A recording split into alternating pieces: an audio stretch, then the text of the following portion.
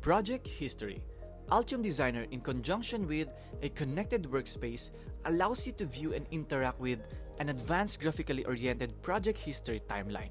The dedicated history view provides a progressive timeline of major events relating to the project, its creation, commits, releases, clones, and MCAD exchanges, with various actions supported where applicable. The history view can essentially be broken down into three key sections. We have the main chunk of the timeline, wherein the direction of event chronology is from bottom up. The first event, the creation of the project, will appear at the bottom of the timeline.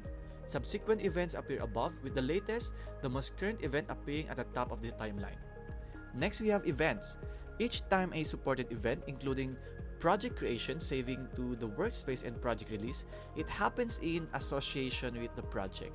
That event is added to the timeline as dedicated tile.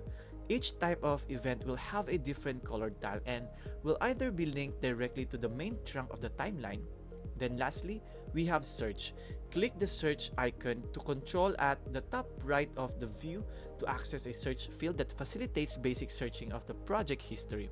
As you type your search string, filtering will be applied to the timeline to present only the events relevant to that search.